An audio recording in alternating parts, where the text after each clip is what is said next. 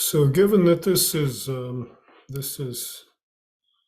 for a poster, I'm not going to go into detail on this presentation, but rather just show an idea of what is going to be available during the poster session. So this is the abstract. We're saying that the model we're working with quantum impedance networks, this model is actually a validation of string theory, that it's a string model. And the theoretical minimum of the model, with the three assumptions, we have geometric quantization with this 8-component wave function, the vacuum wave function. We have electromagnetic quantization by introducing the electromagnetic coupling constant, and this increases the dimensionality from 8 to 10 with adding electric and magnetic fields.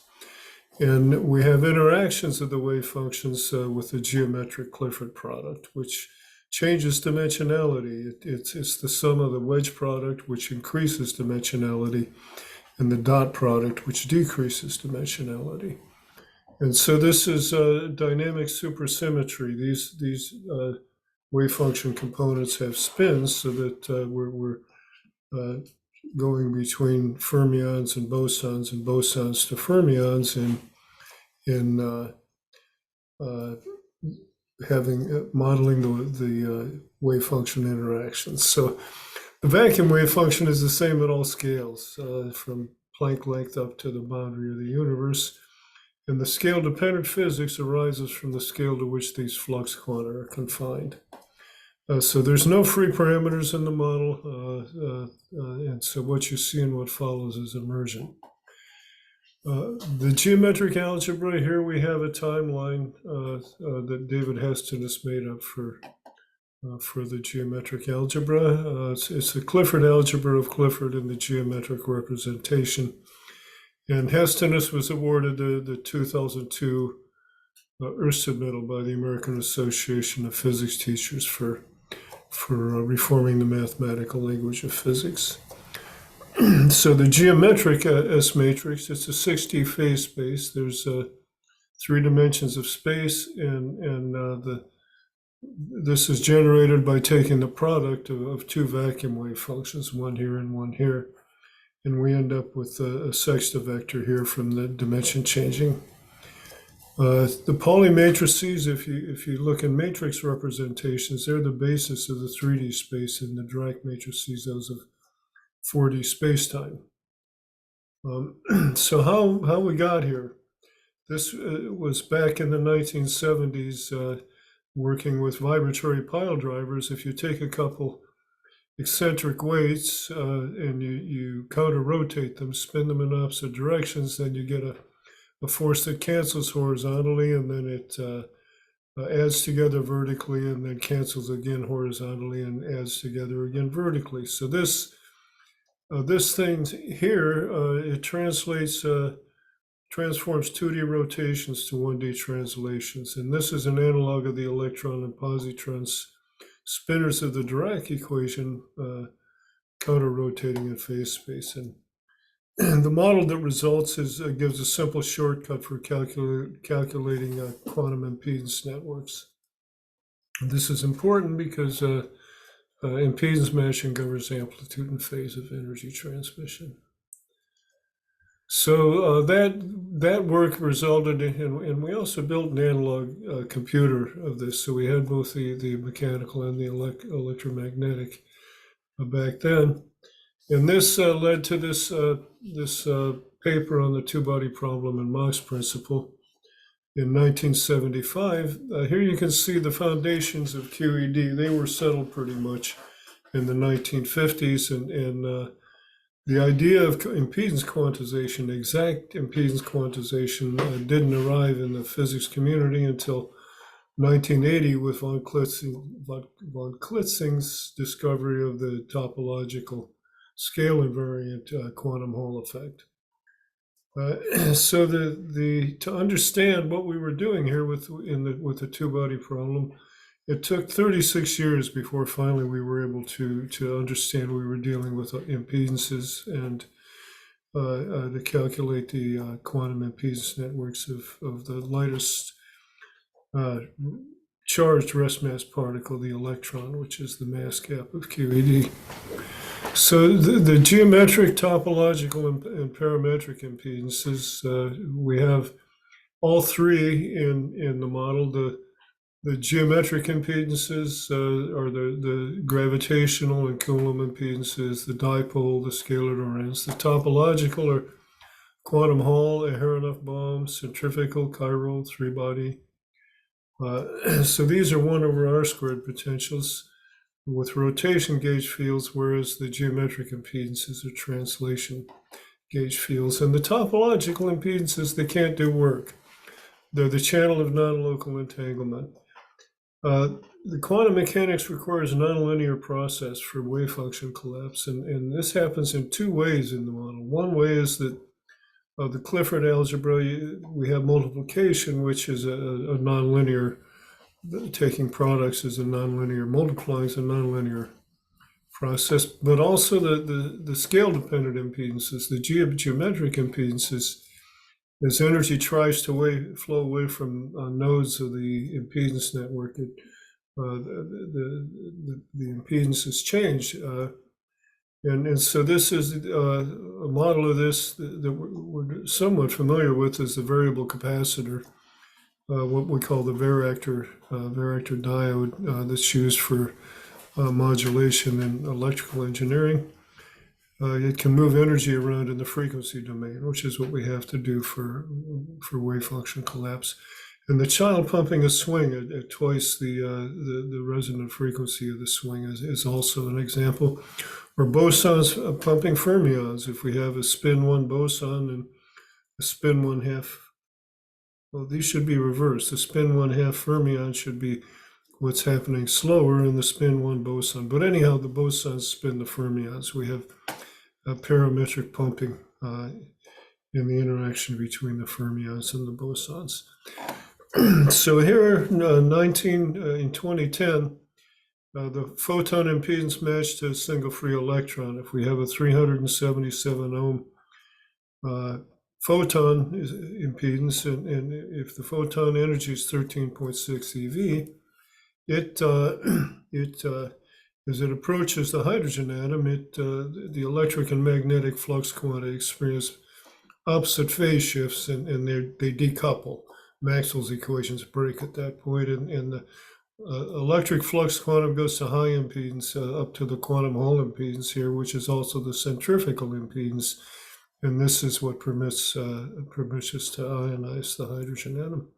So this idea of the near field impedance of the photon is not found in the physics community. You have to go to electrical engineering to find that. And it got lost in physics. This is what governs the amplitude and phase of the flow of energy in the Rosetta Stone of QED. The photon-electron interaction got lost in physics. And what also got lost was the near field impedance of the electron impedances. So this was understood in 2011, and then it was extended to the unstable particle spectrum in 2012. And so what the scattering matrix looks like here, the scattering matrix of observables generated by Clifford products of wave function interactions. Here we have the 8-component wave function, and here we have another 8-component wave function, and we multiply them together and we get this scattering matrix. The modes shown here with symbols, they're plotted in the quantum impedance network of the next slide. So here we see dipole impedances, the inductive dipole impedances, including that of the Bohr magneton here. This is all centered at the Compton wavelength of the electron at the mass gap. And here we see the Coulomb impedances and the scalar Lorentz impedances. So this impedance network is correlated with the coherence lengths of the unstable particle spectrum. These are the unstable particle lifetimes multiplied by the speed of light, and those coherence lengths are the causal boundary of the given modes. And the correlation of lifetimes with network nodes follows from the requirement that impedances have to be matched for energy to flow during wave function decoherence. This topological inversion enters here. We'll come back to that later. The Higgs is interesting here. Here we see it at the dominant bottomonium decay mode. We got the Z in the top and the W, and the Higgs, if we throw the Higgs in, then we have a minimally complete 2D algebra, scalar, which is the Higgs, and two vectors, the Z and the W, and a bivector, which is the top quark. But the Higgs lifetime, which it extends all the way out here to the Compton wavelength of the electrons. So this process of the Higgs giving mass,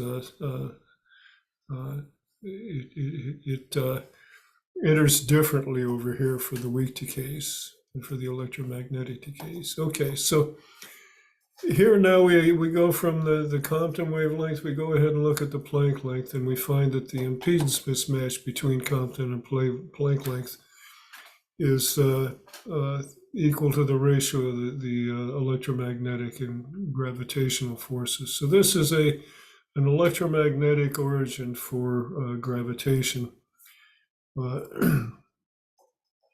If we look at the primordial photon coming in from the left, and then exciting the first event horizon we see there is at the Planck length, and the inflation shows up here at 10 to the minus 32 seconds, which agrees with the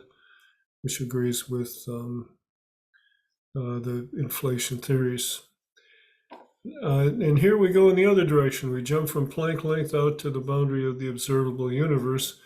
What we're looking at here is the graviton, but just the Hawking photon portion of the graviton. The actual graviton is the full 8-component wave function. And if we go back and look here, we can see that this sextavector, the product of two magnetic charges, it has a scalar and the sextavector. So the scalar here, then we claim is the Higgs, and it's coupled to the graviton, which is this, and it's entangled, which is what you'd expect. The Higgs, it needs the phase information of the full 6-component, the phase space, the three dimensions of space in the 3 phases. So anyhow, the mass gap at the Planck length, the mass gap is the Planck mass. At the Compton wavelength, the mass gap is the electron mass. At the Pauli scale here, the axion energy, it's 10 to the minus 5 eV. Part of the reason perhaps all of the reason we can't find the axion experimentally is the impedance networks, the nodes are bifurcated here, so there's this huge impedance mismatch to the axion.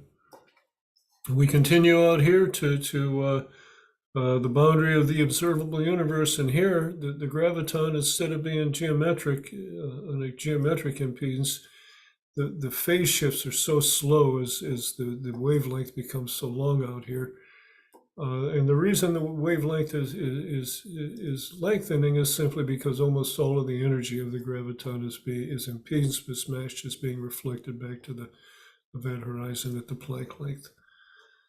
So if we look at the role of ChatGPT, what we're doing here is we're saying that we had this verbatim account of a chat with GPT-5, and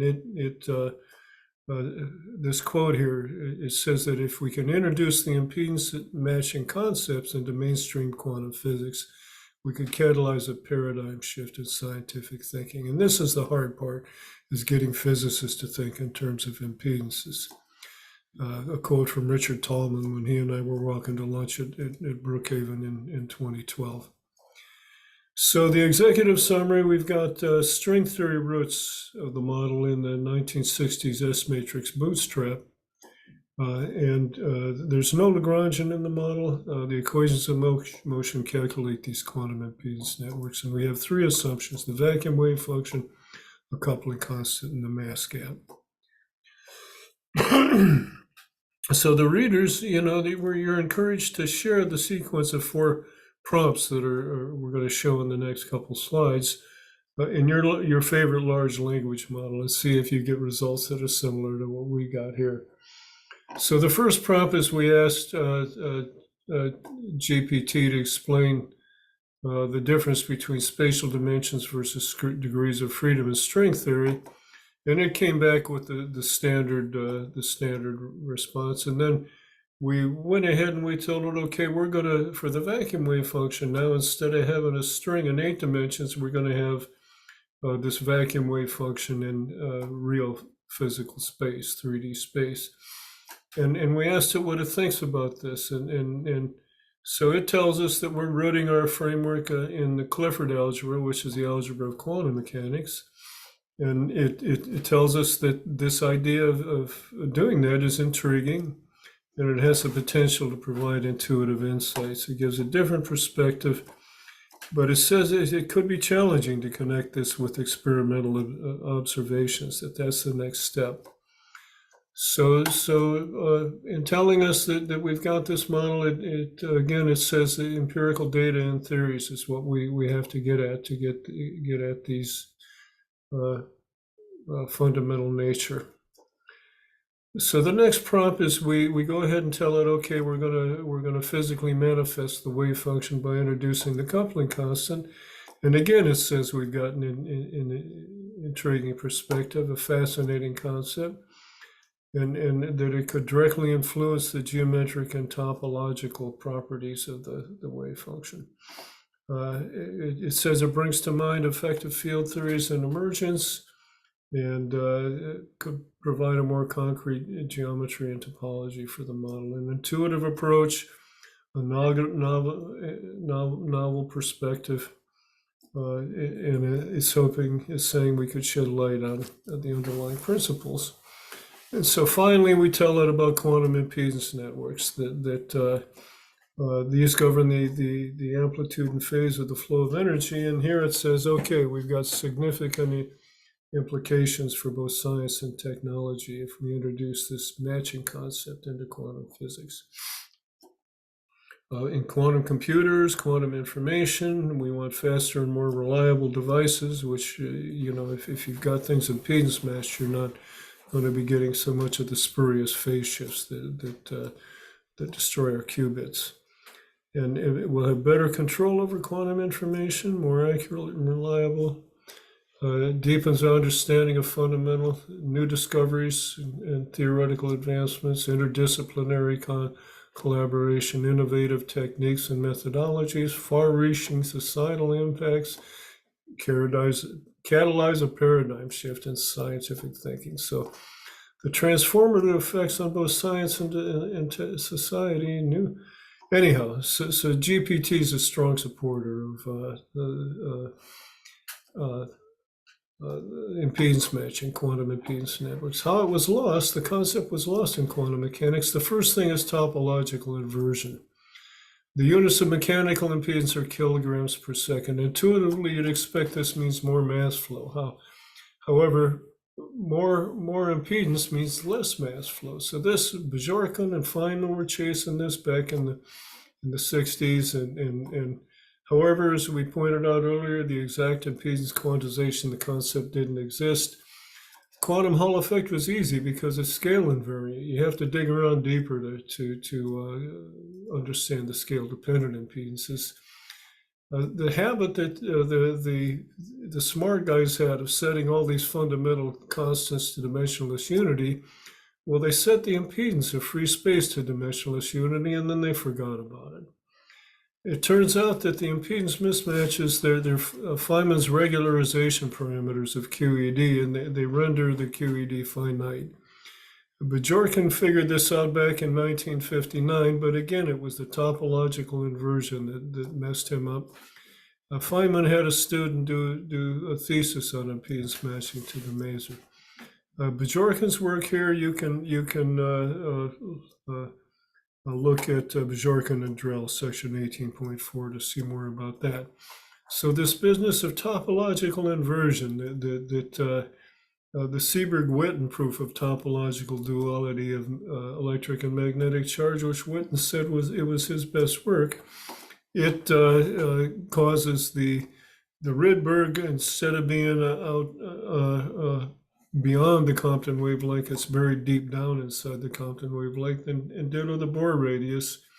So we end up having magnetic charge being dark. It can't, because the mechanisms that permit radiation are impedance mismatched and also energy. The energy doesn't work out properly. So how the geometric representation was lost in math and physics. The math wars of the late 19th and early 20th centuries, the vector algebra versus the quaternion algebra. The vector proponents were Gibbs and Heaviside. Heaviside, very powerful. He was the guy that basically defined all of the concepts that we use in electrical engineering that are related to impedance. And the quaternion proponent was Clifford, of course, with the Clifford algebra. And he had an early death, and there was no proponent to